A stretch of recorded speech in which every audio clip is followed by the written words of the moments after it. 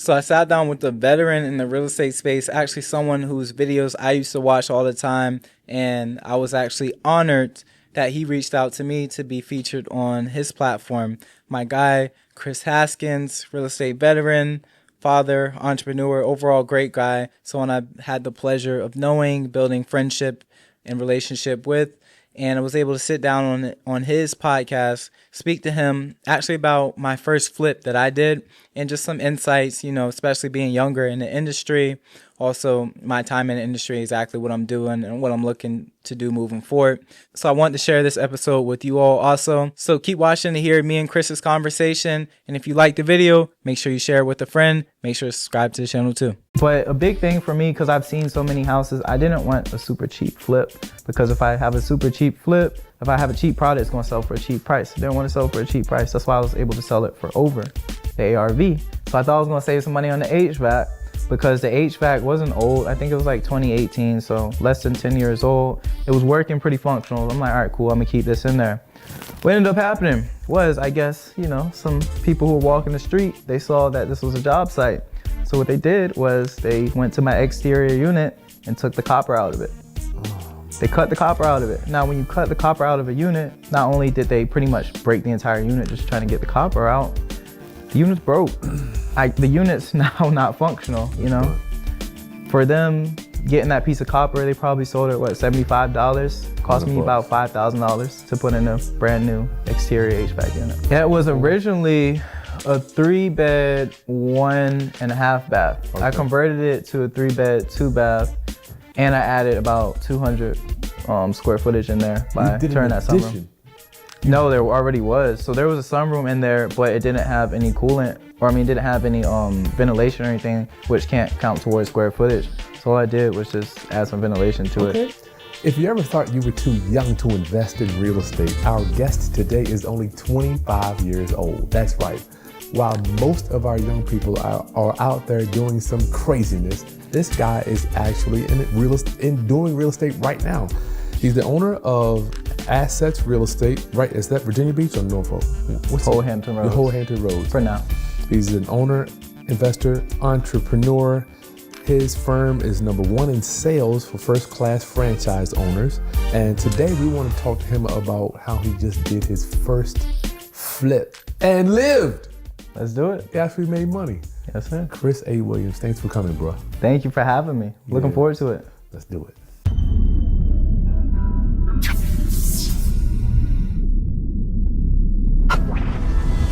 How long have you been in the real estate business in general? I started when I was 20 years old. So 5 years ago, the craziest time ever, literally right as the world shut down during COVID is when I started in real estate. Okay, what made you want to do that? So what made me want to start in real estate? So before getting in real estate. Keep going. Okay. Before getting in real estate. I was working at Foot Locker Enterprise. Well, let's go back a little bit further, to be honest with you. See how I even got there. I was a football player all my life. That's what I was known for in the area, is football, In Virginia Beach, Norfolk area? Yeah, the 757 area. I actually went to private school and high school to play football. After I graduated, had a bunch of offers, things like that. What's the offer? Scholarship offer. So I think total was like around $2 million or so in scholarship money to play football. So I knew that I thought that college was the next step, right? But I wasn't smart enough. I thought I had like a 2.7 GPA, so I knew I wasn't getting an academic scholarship. And the big thing for me with going to college, I'm not gonna get any debt. That was a huge thing for me. I didn't want any debt. That'll destroy you. Exactly. So football was my way to get where I wanted to be at. So what happened actually was when it came to football, we were a week before training camp started. And to make a long story short, my scholarship got taken away. Wow.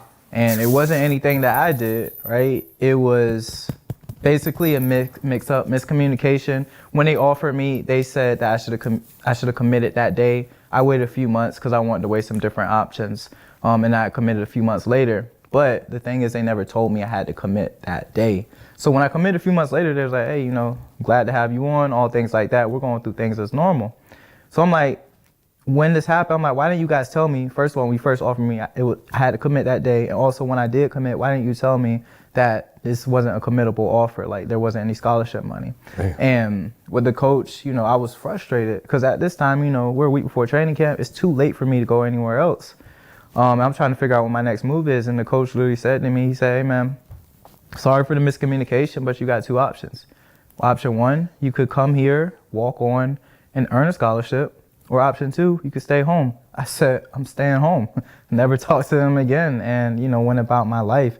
So at that point... What is walk on? Do you pay the tuition and go to the school? And yeah, walk on? So walk on is you try to... So you don't have any scholarship money. And you're paying. Yeah, exactly. So you're paying basically to play football. It's like, yeah, I like football, but I don't like it enough to, you know what I'm saying? So I'd rather, you know, do something, make money. So I was like, play? You want to play? Come on. Yeah. Hey. Like, I'm cool. I'm good off of that. So I was just trying to figure stuff out, man. These folk, hold up. They man. crazy.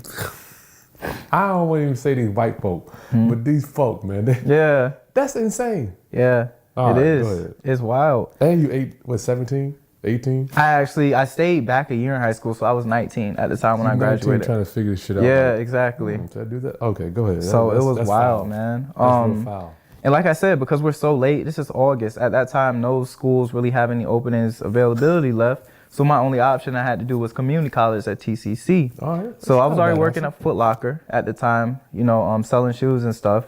So I'm like, all right, I got extra time. Let me pick up another job at Enterprise. So I was working 2 jobs, Foot Locker, Enterprise, and then also going to school. This 2019. 2019. 18. Yeah, 2018. I graduated 2018. So big kicker, I didn't have a car. Because the thing is, well, I didn't have a car. I had a car in high school, but I have a sister who was 16 at the time. Remember, I'm supposed to go to school. So my parents are already promised, hey, she's getting a family car. So with me not being in school no more, they're not gonna go back on their promise. So she's the one who got the family car. Now I don't have a car, but I got 2 jobs and I gotta go to school. All right, what comes into place? Uber, right? Now the thing is, when it comes to Uber gets very expensive. So I'm, you know, looking up like how much I'm making from my jobs. I'm like, man, I'm basically working for free almost in a sense because I got to go to school too. So it came to the point, it's like, all right, you got 2 options. You could stay in school when you really don't even want to be in school. There's really no long-term goal. You're just there. Or you could just save money and work the job. So I dropped out of school after a semester. TCC, I had all A's also too. Like I was good in school. So I dropped out and then I just continued working those jobs. And then at Enterprise, I wasn't even a salesperson, nothing like that. I was cleaning cars, right? So there wasn't any really long-term goal. But when I'm cleaning cars, I got a lot of free time, you know? I can listen to music or I can listen to podcasts. And one of my favorite podcasts, one of the hosts, he was talking about the importance of real estate and owning real estate.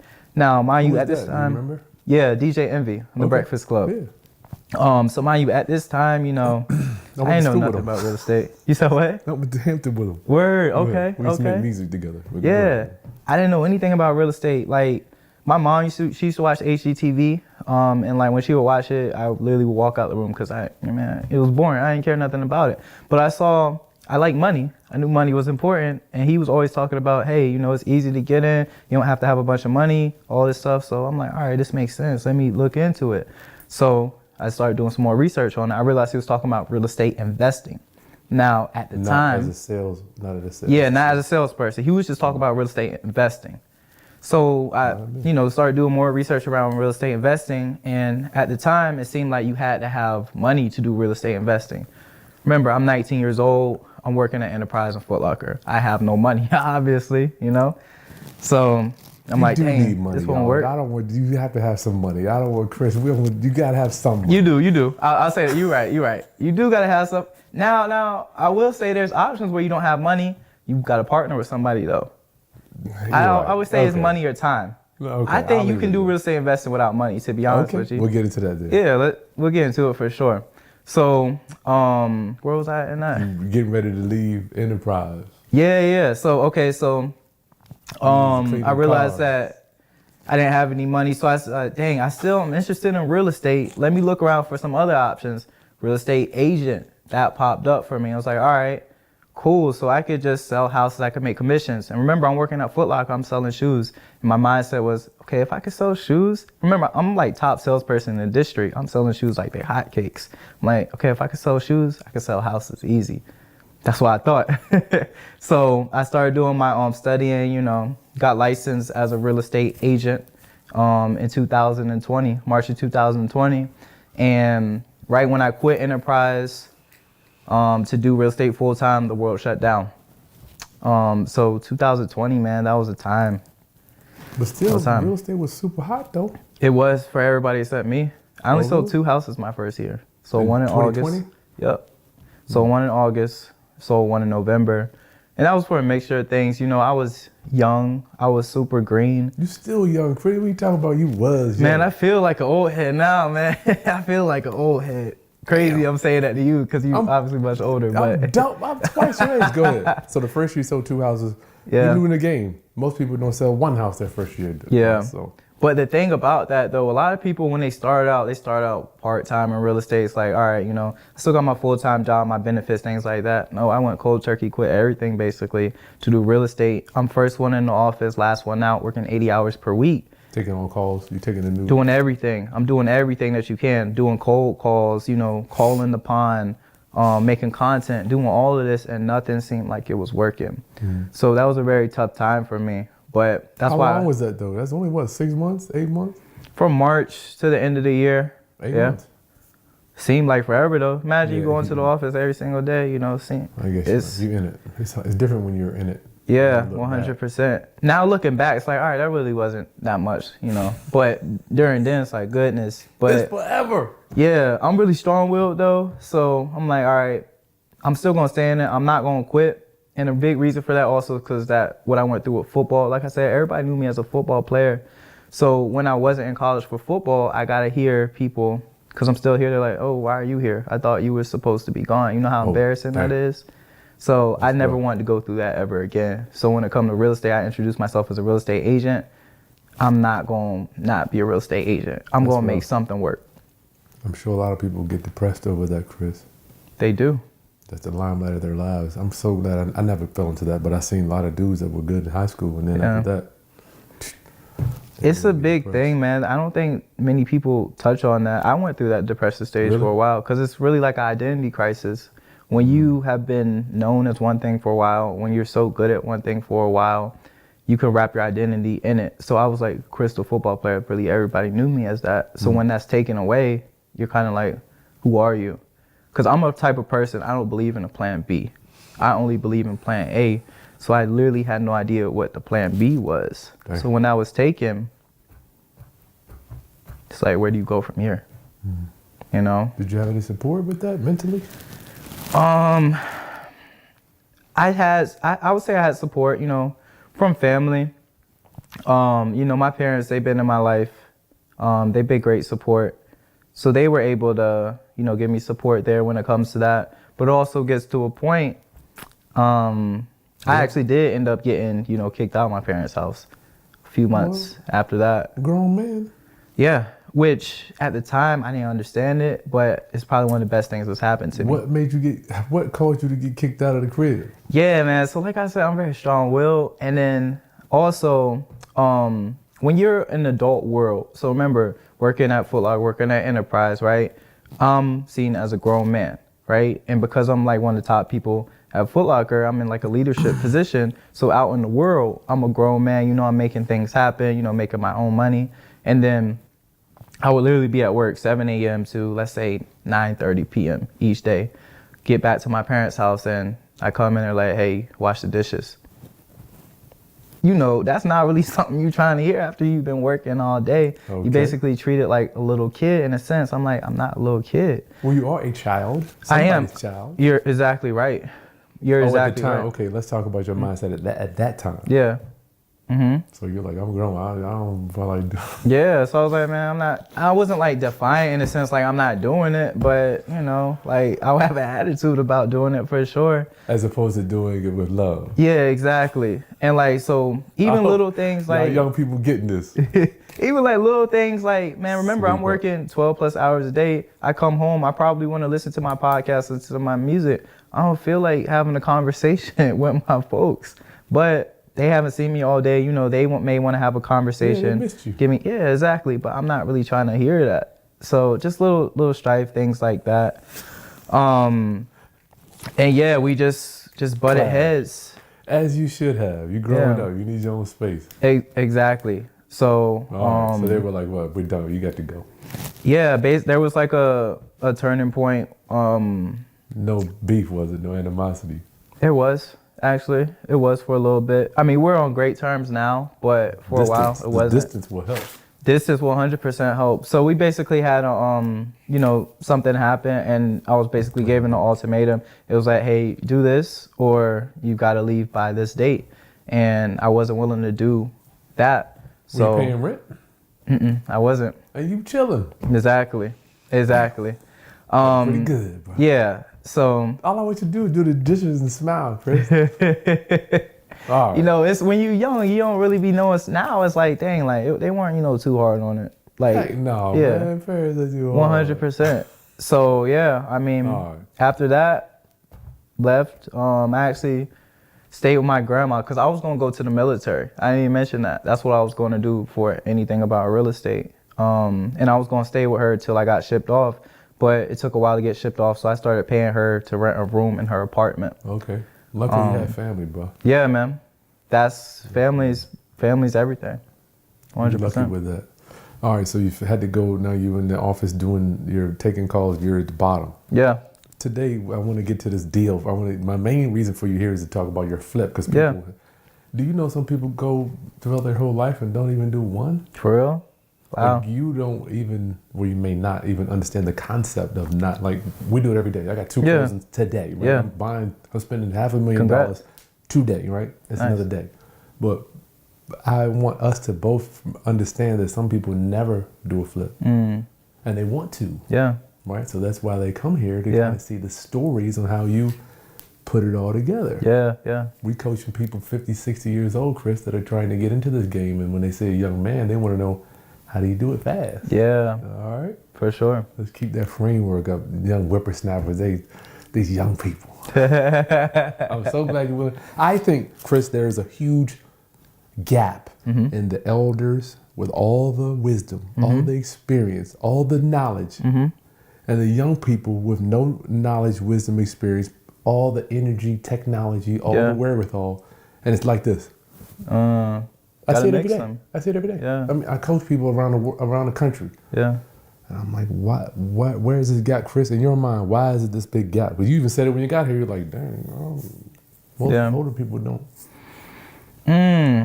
I've seen it on both sides, man. To speak to like the young come people. In, welcome. I'm like, let's do this. Let's go. We can do it together. Yeah, I feel like some young people can be very egotistical. They're like, man, I'm not listening to old head. Like, they don't know what's happening. They don't know what's going on in 2025. They living in 1980, things like that. Okay. It's ego. Yeah, it's ego. A lot of young people do have ego, which I think ego is the enemy. I think to succeed, you got to get rid of your ego, which is more things we could talk about. Enemy is I. When it comes to, the older generation, things I've seen, I don't necessarily want to group everybody in general, but I have seen like jealousy in a sense. Okay. Wow. If you start talking about like income, you start talking about owning assets, I have seen some older people, they may get jealous or say little subtle things. Where they're looking at themselves. Exactly. They're like, okay, how did he do this, but I couldn't do it? That's tough. I've seen things, and I don't want to, I hate like talking about myself in that way, because I don't ever want to seem like, hey, I'm the greatest person and I'm doing all this or that. But you asked the question, those are things that I have seen, that can kind of be the gap. And that's not just me. I've seen it with, a lot of people. Like, take, for example, when it comes to the TikTok stuff, I've seen a lot of older people, they hate on like the TikTok influencers. Like, this isn't a real way to make money. Like streaming, playing video games, this isn't a job. You know, I've had to work in the fields and do my bare hands just to make 50,000. And these streamers, they make millions of dollars a year. Well, bank accounts don't lie. You know, this is what the people want. Well, let me just ask you, Kris, if you don't mind just loving on us a little bit, you know. I see some of it. Obviously, I don't live it because I do the same thing you do. So I'm asking you just to love on us a little bit. Yeah. Because a lot of us do come from, even my people around me, I'm like, you don't own no real estate. I mean, I can't even comprehend it. I don't even know what it feels like. So I got to make sure I deploy extreme empathy. Yeah. You know, so I'm just asking you to do the same. 100%. As a young, because you see things, Gary Vee said, our most important asset is our perspective, right? So I'm like, that's dope.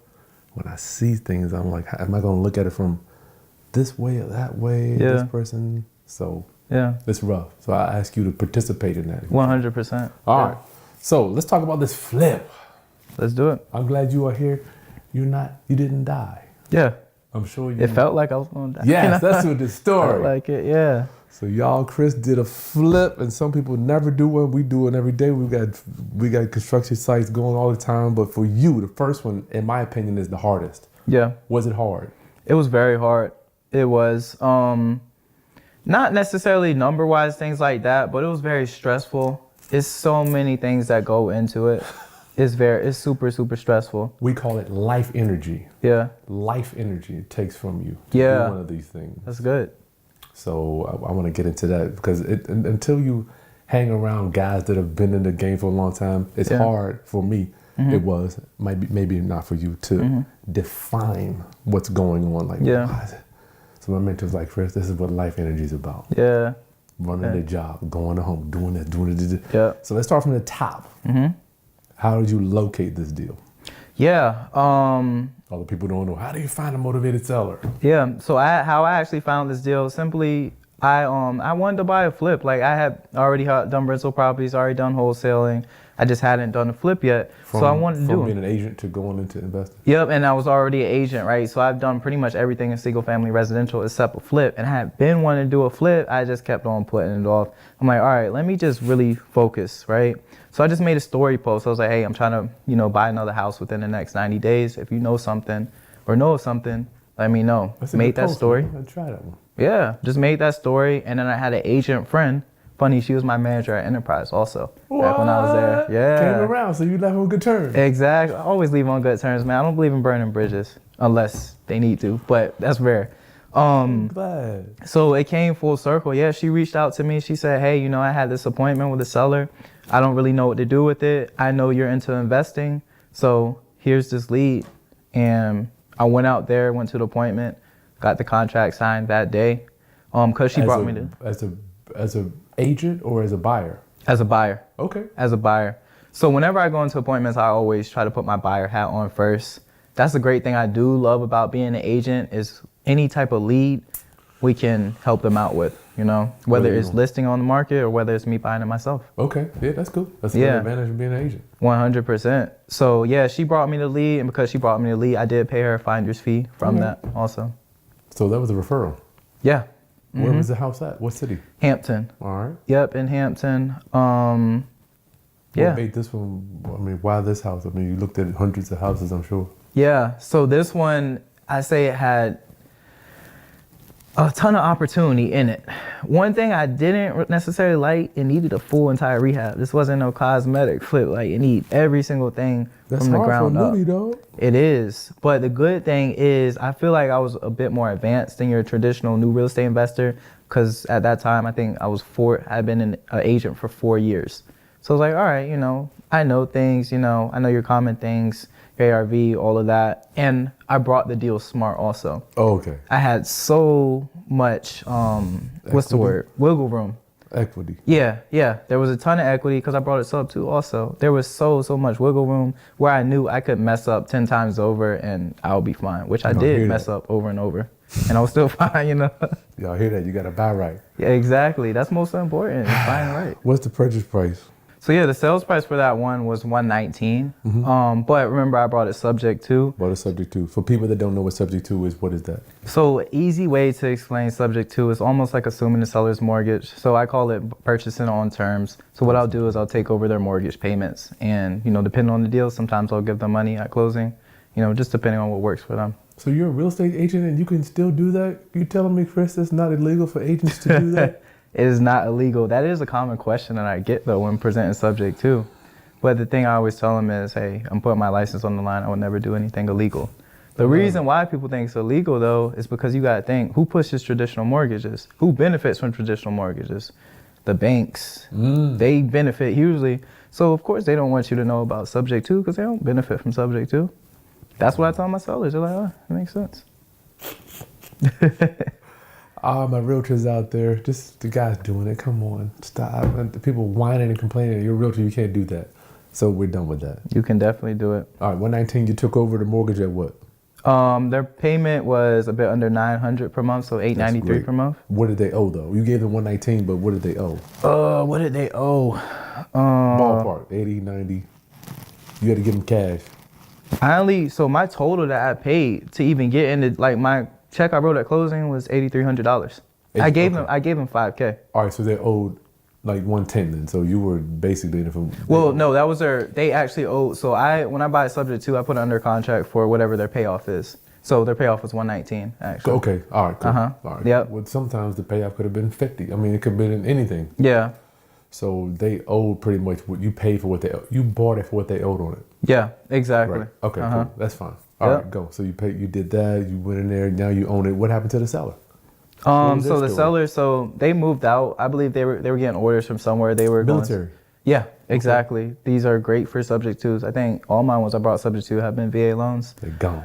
But the thing I loved about this one, I fell in love with, was because the rate was so low. Because when they had brought it, I think it was like 3% or less. So that's why I had a $900 payment. Sweet. So that was a much better option for me versus if you're buying a house, investment property, you got to do hard money traditionally, things like that. That's true. That's a ton of money you got to shell out of pocket. 25%. So, yeah. So imagine, okay, let's do that same exact price, right? 119. If I did hard money, it's at least 30K. Yeah, 25%. That I'm gonna have to pay at closing. Versus I paid $8,300 at closing to buy this house. So the seller got what, $5,000? $5K. Yep. I did $5K. I paid her closing costs, my closing costs. So the motivation for this seller was military relocate. Yes. Okay. So even I want to talk about the $5K a little bit too. She wasn't okay with just $5K. She actually wanted like around $20K. Well, she wanted $30K at first. I was able to talk her down, but she still was really set. She needed around $20K. Now, I don't want to give that much up front because I was like, okay, I might as well just do hard money if I'm going to put that much up front. So what I did, I structured was I'll give you $5K up front. I'll give you a balloon payment for, 15K in 6 months because I already know the property would be flipped in 6 months. Sell it. Take that out my profits. So for people that don't know what a balloon mortgage, a balloon note you did with her, balloon mortgage, what is that? Yeah, so it's basically you're going to, pay them a set amount at a certain amount of time, whenever you decide that it be. It can be 1 month, 6 months, 2 years, whatever you want it to be. 30 years, y'all. 40. It could be anything you whenever you want it to be. As long as you come up with the seller. Exactly. That's cool. So you structured that. You didn't come out of the womb. Most agents have no idea about this stuff, Kris. Why do you? I research, man. People always like to ask what I do for fun. What I do for fun is work and learning. My hobby is working, bro. Yeah, exactly. That's literally all I do is work out and work. So go ahead. I watch videos, listen to podcasts. The main reason I even found out about subject to is because start of that year, I really wanted to buy an investment property, but I thought the rates were just so high. So instead of, complaining and being like, oh my gosh, what am I gonna do? I just started researching and subject to came up. So I just took a ton of information, read a bunch of books about it. Got it. And I did it. So why is it, Kris, that most agents have because we look identical. When I walk out the front door, my mind sets me a light years away from most agents, just the way I look at it. I'm not saying that I'm better, I'm just a guy. Yeah. Right? But if an agent 100%. Looks at this, they're looking at it one way. And an investor's like, oh shit, man, we could do it like this, boom, boom, boom, boom, boom, and we'd be gone. Right? So why is it that our community doesn't Why isn't that agent? What is it? Why can't I feel like I'm in a brick wall trying to educate our professionals? I'll say it's really looked down upon in the agent community. Same reason why, you know, they push traditional mortgages, because you got to think, who benefits? Exactly. Who benefits from it? So like, even when it comes to wholesale, a lot of agents won't do wholesale because they think it's illegal. They think it's hurting the seller. They think this.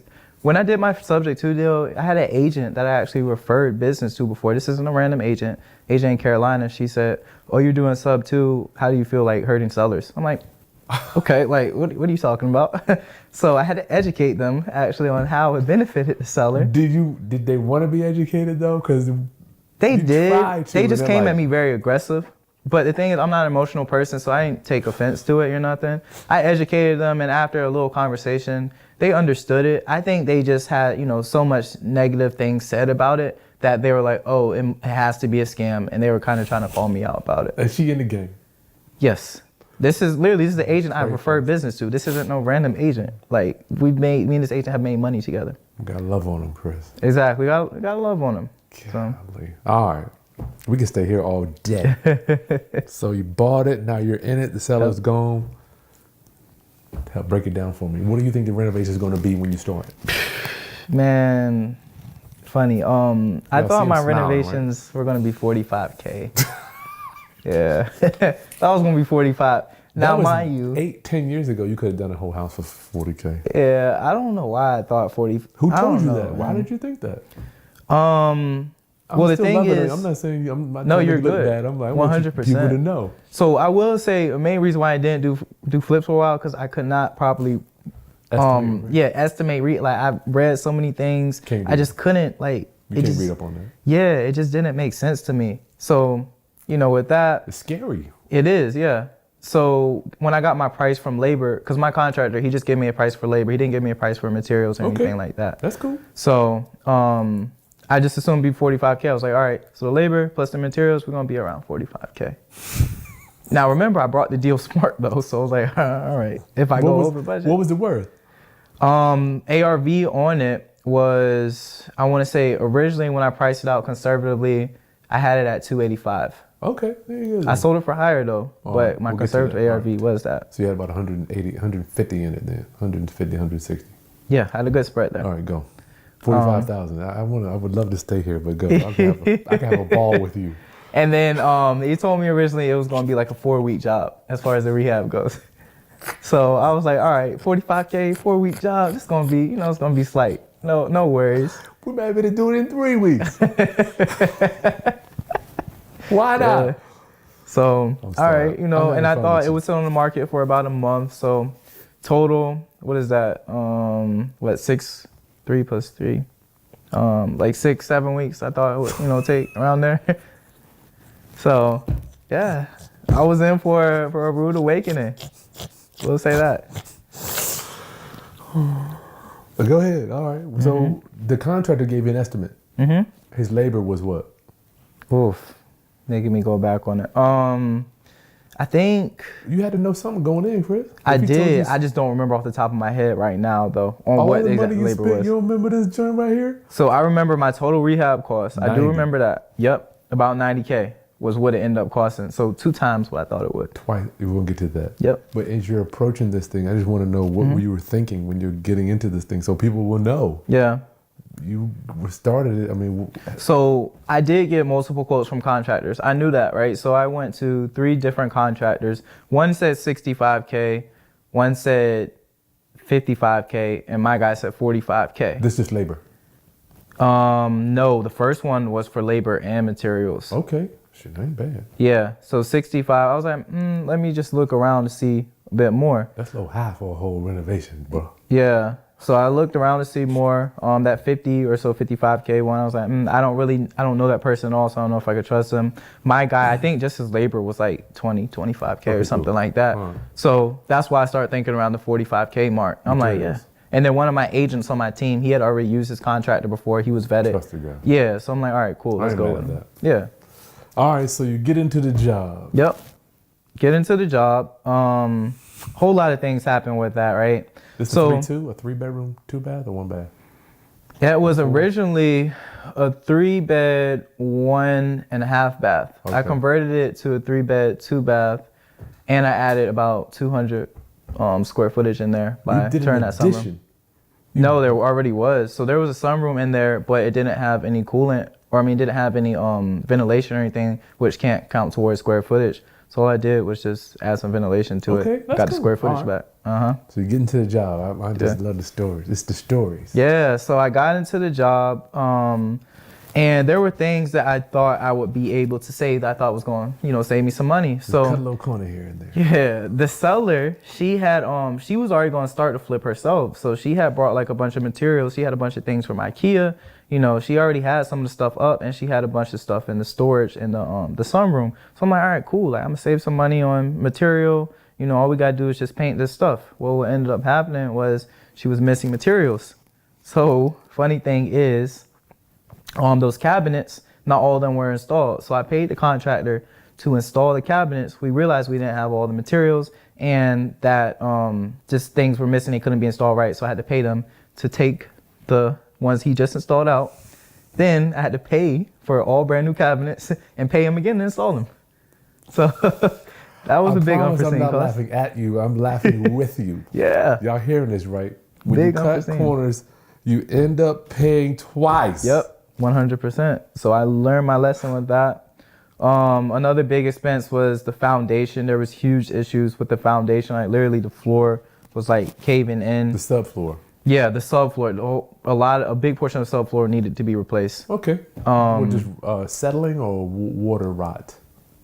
I think it was moisture. I'm pretty sure it was moisture. So it's going like this. Yeah, it was. Okay. Yeah, it was bad. That's So that bad. was a big expense that we had to pretty much tear the floors up. When it came to that. In one room or multiple rooms? Multiple rooms, the living room and the kitchen. You So this talking is a 10 huge grand. space. Yeah, that's a 10 more thousand to add on Yep. to the job. Yeah. So those are big costs. I'm trying to think of like any big unforeseen Roof, costs. windows, you did everything. I knew about those. Yeah. The roof and windows all pretty much had to be replaced. Couldn't keep any of them. Mm-hmm. The roof definitely had to be replaced. Siding, you had to do re-side. Siding, it was brick, so Okay, I could that's pressure it. wash and paint for most of it. There You were painted the some brick? like, yeah, of course. Oh, man. What color? I did white. I did white and black. I bet it was So nice. yeah. Originally the house was like powder blue. It was ugly, but You give us some pictures. Hey, we're gonna flash some pictures up here so we can see it before. yeah. When you're walking up to the property, man, and then you see it. So you painted the brick. I'm not mad at that. A lot of people don't like it, but people like.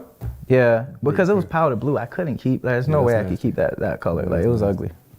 All right, so you're getting in. So the unforeseen Yeah. subfloor. Yeah, subfloor, cabinets.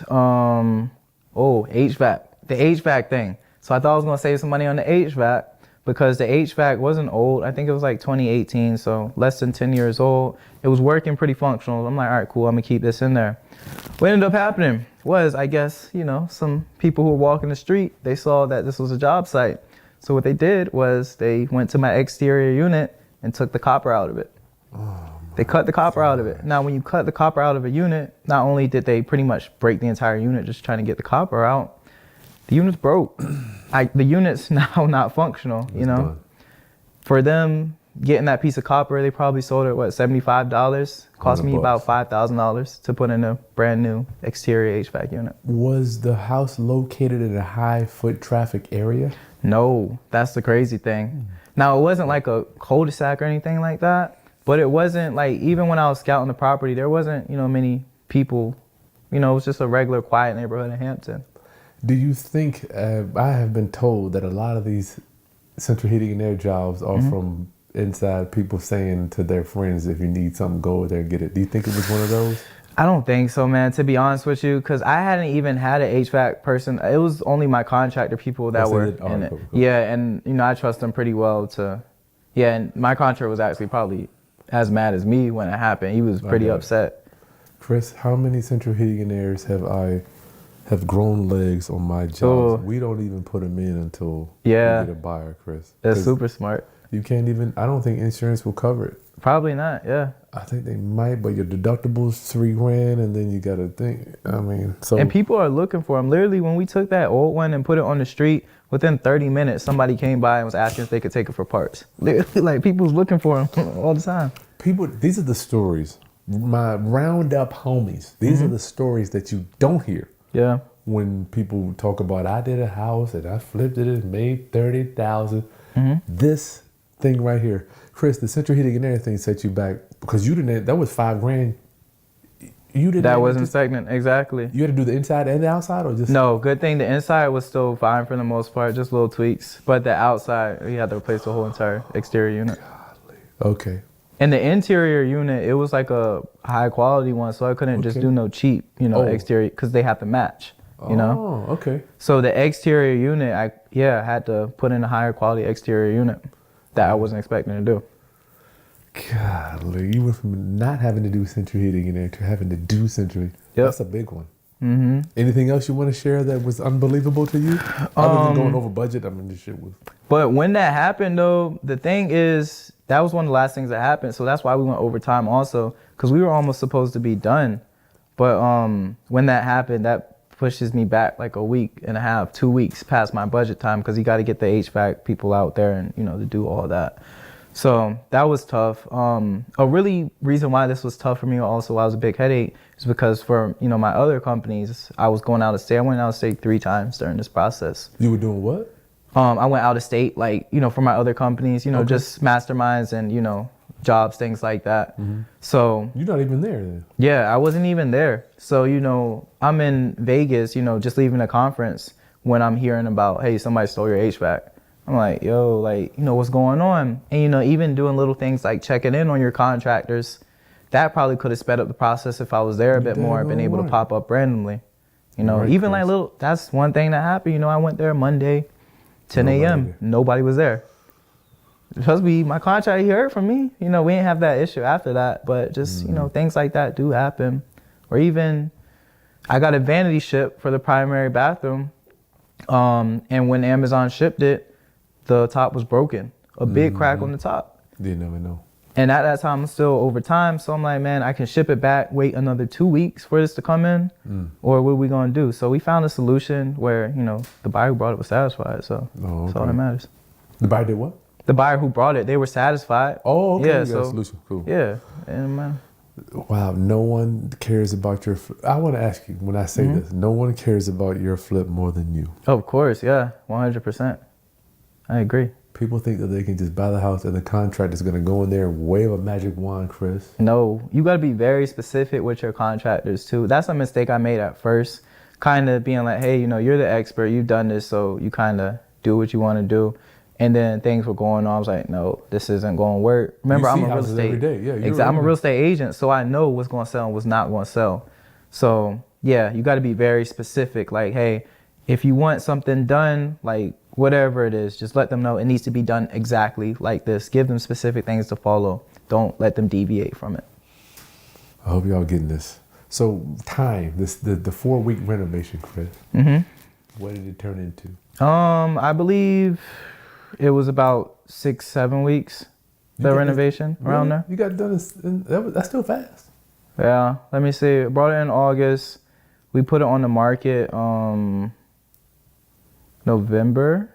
That's still good, bro. Yeah, around there. November, December, around there, somewhere. Tell me about some of your fixtures and materials, flooring. Yeah. So a lot of my fixtures and such I got from Amazon. Shout out to Amazon, and I have an Amazon credit card, so I got my points, okay. Yeah, with that's that good too. Right there. So my fixtures cheaper. Such, yeah, 100%. Yeah, I was just comparing prices versus Lowe's and such. So my materials, like my flooring and all that, I did get from Lowe's. This is easier. Yeah, but a big thing for me, because I've seen so many houses, I didn't want a super cheap flip, because if I have a super cheap flip, if I have a cheap product, it's going to sell for a cheap price. I didn't want to sell for a cheap price. That's why I was able to sell it for over the ARV. Why was the highest Stay there comp. for a minute. Stay there for a minute, Kris. What makes you say that? What makes you say what? If you got a cheap flip, you got to sell it for a cheaper price. Yeah. So stay there. Just because, perception is reality for a lot of people. So they're like, they cut corners on it here. I don't really want to pay top dollar for this thing because the value isn't necessarily there. Versus if you have a top product, people are going to be clamoring out the door because they're going to feel like they're getting a steal, even if your price higher. I love it. So don't cut corners. No, don't cut. As an agent, I've listed many flips from people who have cut corners. Or I've seen flips from people who cut corners. Kris. Oh, what's a good example? Painting cabinets, maybe? Yeah. A common one that I think I see is lack of caulking. That usually I could tell. Yeah, cabinets, floors, things like gaps on the floors. I forgot what the exact thing that's called, the transition piece from the floor to the trim. Yeah. Quarter round. Yeah, the quarter round. Like lack of quarter round. Like it'll be like gaps in quarter rounds. That's when I know like, hey, this probably isn't a good flip. They're cutting corners on it. Oh wow, I didn't think about that. Yeah, so those are things I can pretty much see instantly in a house. You know, Quarter if I go round. in a house, I walk it, caulking's good, quarter round's good. You know, everything that you can see is pretty good. For the most part, you're not going to get too many issues when it comes to inspection, like when it comes to their foundation and your roof, because this means they took care typically. That is so cool. So you finished the project, you listed it. I'm presuming you were the agent. Of course, yeah, saving money. So tell me about that process and your buyer interfacing with the buyer. No doubt they did the home inspection. Of course, yeah. So remember my ARV on that, I had about 285. I ended up listing it for 315. Now I was able to list it for higher because not only, I converted it to an extra bathroom, so it went from 1.5 to a 3.2, and it also went from about 1,500 to 1,700 square feet. So able to get some more value there, and also we did so many things. Like I literally put a new driveway in. Oh wow. Yeah, which people Was it usually. that bad? It wasn't that, like, it was still functional, but remember, I'm trying to get top dollar. And driveway, that's one of the first things you see when you get up to a house, you know? True. So I, put a brand new driveway in, did everything. And within a week, we went under contract. You know, I had a bunch of showings. This is 20... This was in December. This was a few months ago. 2024. Yeah. Okay. Yep. Cool. So had a bunch of showings, a bunch of people interested, no bad feedback. That area is a bit slower. So, I wish it would have went under contract over a weekend. A week is still... a week is great, you know? Kris, do you know, I don't know, well, maybe people may not know, a healthy market is 6 months? A healthy market is 6 months, brother. 6 months, good. Man, if I was holding that flip for 6 months, goodness gracious. Now we get into this thing and we say, man, I need to have this thing sold 2 weeks. Yeah. Kris. Because you see them holding costs is why? 6 months, it's a minute. That's true, but don't forget the buyer doesn't care about it. Yeah, they don't, you're right. They don't care what you... You're right. So a week, dude, that is like phenomenal. Thank you, I appreciate it. It's phenomenal, dog. In a week, you got a buyer. All right, tell me about your buyer. How that process? They paid? They paid the list price. Now I did pay for their closing costs. Okay. But they did pay my list price. People that don't understand. Yeah, so closing costs, anytime you purchase a home, you're going to have closing costs associated with it, whether you get a loan or whether you don't. Now, if you get a loan, typically your closing costs are going to be higher. Usually they're around, let's say, 3%, 3.5% of the sales price. So a buyer, when they're offering for a home, a lot of times they'll ask for closing cost assistance. As a smart flipper, you should always budget for that. Just in case, because worst case or best case scenario, let's say you get a full price offer, the buyer doesn't ask for closing costs. Guess what that means for you? More profit. But if you didn't factor that in, you're going to be, stuck because you're making less than what you thought. So I already had that factored in. So you have to pay the closing costs for the buyer. Yep, pay the closing costs for the buyer. What would you say to people who say, I ain't going to do that?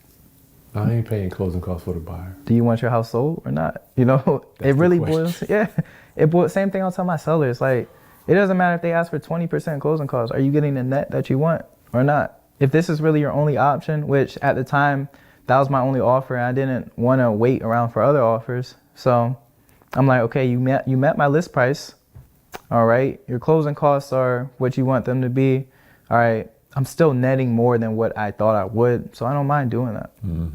So it just boils down, when you're the seller, just think about what do you really want at the end of the day. You got to get out of these things. Yeah, exactly. Appraisal came in good? Yeah, appraisal came in at least at value. If it comes in at value, they're not going to let you know if it goes in over, but I know it came in at value. So tell me about the people don't understand the additional items that you may have to do for home inspection. Yeah. Break that down. Yeah. So when it comes to home inspection, put my real estate agent cap on for a second. Yeah. Some of the big things that you want to worry about is your top and your bottom. So when I say your top, I'm meaning your roof, your things in the attic. Typically, when it comes to your bottom, especially if you have a crawl space, that's your girders, your beams. If there's any moisture issues, things like that. Your plumbing is a big thing. Your electrical, anything with that, any safety concerns, your major systems. Those are all really things that you want to care about in a home inspection. So when you're flipping a house, these are things that you got to be wary of. And if you want to cut corners, don't cut corners on those things because they're going to come up in the home inspection and it's actually going to cost you more money. That happened with me a little bit. On this one? Yeah. What happened? I didn't cut corners necessarily, but you can't get everything. I mean, yeah, the water heater, I think it was like a drain pipe extension. We didn't have it going outside. I literally knew I was going to get hit with it on the home inspection. But I was like, whatever, let's see. I did get hit with it on the home inspection with that repair, but you know, little things, you know. For this one here? Yeah, for that Nothing one, else? yeah. Nothing else big on that? On the home inspection? That you can remember? No, there wasn't anything big at all. But that's the thing. That's why I told my contractors, I was like, I already know we're going to get hit with on home inspection, so let's take care of this now versus, because you got to think, your buyer, when they do a home inspection, they also have the opportunity to release from the contract. You can have a home inspection so bad that they don't even want to ask for repairs. The buyer. The buyer, they have that option. So I've been there. yeah, they can release from it. So I didn't want that to happen to me. So I'm like, all right, let's take care of all the big things. And if we get hit with some little things like caulking or whatever on the home inspection, things we can fix, who cares? So the home inspection, super short, barely any repairs asked for. So what about the money that you had to pay for the Reno? It ended up being $90K. Where'd that money come from? I had it in my account. So I used cash. Yeah, I cashed. You saved up. Yeah. So all my money, as a real estate agent, was able to fund that basically. So I live a very low lifestyle, you know. It's just you. You ain't got kids. Yeah, I don't have any kids, you know. No, not married, anything like that. So I'm able to, you know, save a bunch of money for the most part for opportunities just like this. So I didn't have any problem with funding my renovation. I didn't want to at first, I will say that. But I couldn't find a private money lender who was willing to be second because it's sub 2. That's so, big, yeah. That's why, you know, I ended up funding it. So you, we started this thing about talking about doing real estate with no money, but you use money. You did use some money. Yes. I just think real estate, well, let me ask you, is real estate easier when you have some capital? Oh, 100%. Yeah, it's way easier because you have more options. That's the thing. When you don't have any money, you have very limited options. I always say you got money or you got time. So you can get into real estate without having any money. You just got to use the time part. So for example, if you want to do wholesaling, you need to be driving for dollars. You need to be scrubbing leads, scrubbing databases, cold calls, all things like that. If you have money, you can skip all that, pay VAs, pay somebody to do all that stuff for you. Yeah. Flips, your only way I think to really get into flips with no money is to partner with somebody. But even still, you're probably going to get a lower return. Well, you still in it. You would have no return if you didn't do the deal. Exactly. I don't mind doing partnerships with people all the time. 100%, yeah. But I think we got to just be smart. Like if you're just bringing the deal, in the past, years ago, we would split 50-50, but then like this is done. You give them 50-50 just for bringing the deal? No, this is back in 2000. I was about to say, I wish I would have known you couldn't just go out with him making a killing. Yeah, I know, no. I never forget my mentor. I saw my mentor do it. He said, Kris, I'm never doing this again. Yeah. Like, well, I won't do it. Yeah. But I mean, if you make 10 to 15%, that's still more than you would. Yeah. And you learn. My thing is, are you learning how to do this? So that's what I did before I did any type of real estate investing. I had plenty of opportunities, but what I did was I gave them the people in exchange for that. Not even wholesale. Before I even did wholesaling, I would literally give them the deal because I didn't know what wholesaling was. I would just give them the deal. I'd be like, okay, you take this deal. Let me learn everything from the deal. So when it actually came to me doing deals, I could do it like clockwork, even though I hadn't done a deal yet. Mm-hmm. It sounds like you learn how to make money without using money yet. When you're wholesaling, you're just passing off the deal to somebody else. Which exactly. You do that too. Yes. Flips, they can be hard. They can be time consuming. So when it comes to the opportunity, I do like wholesaling if I can make a good amount. Let's say I'm gonna make 60 from a flip, but I gotta be in there for 8 weeks, or I could wholesale it for 40. Mm-hmm. Okay, even though it's 20,000 less, wholesaling, okay, I'm gonna get my money back within a month. I'd much rather take that than make 20,000 extra over, 2-3 extra months. Shit, it might be more than that. You don't know what it could be. It's unknown. It could be 6 months. Yeah, exactly. You don't know what it could be. You got lucky. I'm not saying you have beginner's luck, but I mean, you did all the work. You did the work right. Yeah. The market was good. What would you do differently, Kris, on your first flip? Good question. What would I do differently? I would know my numbers a bit more starting off, I would say. On the Reno? On the Reno, 100%. I wouldn't try to, cut corners. I would just, especially the cabinet thing, that was a huge thing, because not just money, it took so much time. It put us way behind schedule. Those are really the main things I would do different. I think I did things good, like buying it smart, being on top of contractors for the most part. The cabinets. I probably would say I would have a project manager. So you don't got to be there all day. Exactly. That's hard to find too, Chris. You need to have somebody that you trust. Yeah, exactly. Yeah, I agree. But I think, that's a way I could scale up and get my time back, is having a project manager, especially if I could pay them a good rate. Yeah, you're right.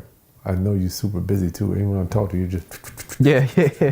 Damn, this dude is really out there rolling. I don't know how you're going to be at a construction site if you doing construction, don't do deals. Yeah.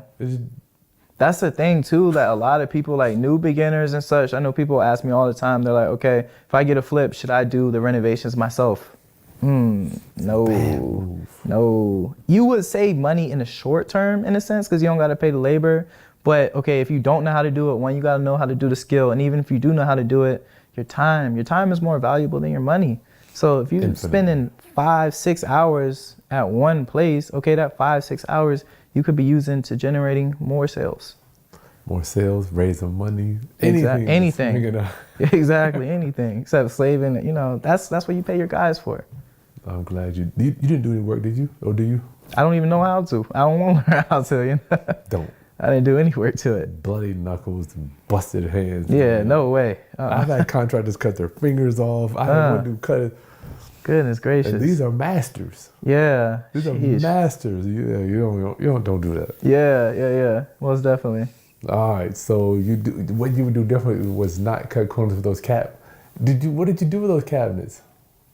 You said what did I do with them? Yeah. Yeah. Throw them away. Darn. Hey, I mean, there's nothing I could really do with them. It sucks. Donated them joints to the. You right. Actually, my contractor in his house, he probably still has like the old fridge, the old stove. He probably got them. He probably put on Craigslist, he made a little money off of it. Honestly, man, it's like, okay, I'll make $500 from this appliances. It's not really worth my time. Like, you got it, bro. Like, you don't want the money. Exactly. Like, you got it. So the cabinet thing and being on the site more. Yeah. I'm trying to think. Did you get a termite inspection before you bought? I did. I used that actually to negotiate the price down. So this is a little hack for the audience, and I'm not the one that came up with this. One of my mentors, he's taught me this. So you want to go to like a big termite company, one that you see on TV, because guess why? If you're on TV, they're probably gonna hit you over the head with their price, right? So you go to them, have them do the termite inspection and a moisture inspection. If they find anything, what normally would be like a $5,000 repair, they're gonna charge like $60,000 for that. Mm-hmm. So you get that invoice, you show it to the seller, you be like, hey, this is gonna take $60,000 for me to do. I can't buy the deal anymore, right? At this price. So you can use that to negotiate for a lower price. And that's a good one. That's worth liking the content, y'all. That was a good one. Reputable company, here's the paperwork, what you want me to do. Exactly. And then what is your hopes that you'll get a discount maybe? Yeah, you can negotiate the price lower. And then let's say that company charges $60,000, your guy will probably charge $5,000 for it. Yeah, that's a good one, y'all. Thank you for that, Kris. Mm-hmm. What do you want our viewers and my roundup homies to know about you, or about getting in real estate, or getting into flips? What can you give them to help them push them over the edge? Yeah, I would say through my YouTube channel, through my social medias, which is at I am Kris A. Williams. We'll put the links. Yeah, I'm giving them a bunch of free information, to be honest with you. I just like to give back to people, provide value. So I'm talking about everything from real estate investing to being a real estate agent to building a real estate team, because I wasn't able to do real estate investing without being a real estate agent. I literally used my commissions I made from being a real estate agent to fund my real estate investing. So I'm teaching, other people on how to do that. Or even if you don't want to be a real estate agent, you want to get into real estate investing, check out my content. Cool, man. Thank you for your time. Thank you. What's in the future for you? Expansion, growing and scaling, man. That's the biggest thing that I'm focused on right now. I think I've got transactions or assets or assets. Yep. So assets is my company, my real estate company. So I really want to grow that. The hat. Thank you, man. Appreciate that. On the side, I don't know if y'all can see it, but it says "My money makes money." So that's, you know, what we want to focus on, building income. And one of our taglines is wealth through real estate.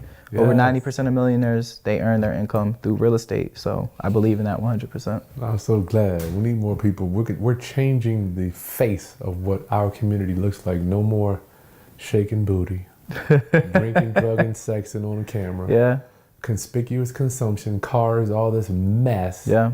I'm like, y'all are changing this. Your generation, y'all done with that. Yeah. I mean, I'm so glad that that's not even in your mind. Like, Nah, not at all. at a young age. When I was your age, Kris, I had a publishing deal with EMI. My man Jay Praise. Yeah. I was blowing money. We had hundreds of thousands coming in. I'm just drinking, drugging. But you, I'm so glad at this age, you're at least looking like, you know what? Ain't no future in that stuff. Nah, not at all. No future. Thank you. So my younger people, what can you give the younger audience, Kris, 'cause, to get started? For them that are your age, you 25, and most people, I don't know, how many people are your age that you do business with? Not many, except on my team, my company. I have structured my company around. Okay, so you're bringing in younger people. All right, great. Yep. But outside of my Outside of that, company, though. it's not really. I'm usually the youngest in the room, to be honest with you. So I like it though, because I gain so much valuable like insight. So like people like you know, people who have been in the industry for a long time, you know, doing their thing. It's very valuable because no matter how good I am or anybody are, age, experience, we can't, you know. Can't buy it. Yeah, you can't buy it. Yeah, you can't buy it. Well, thank you for sharing a good word.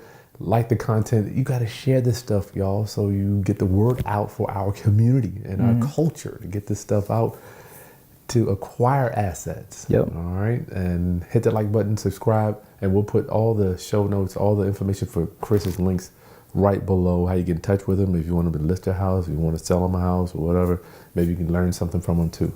I'll see you on the next video. Peace. Peace.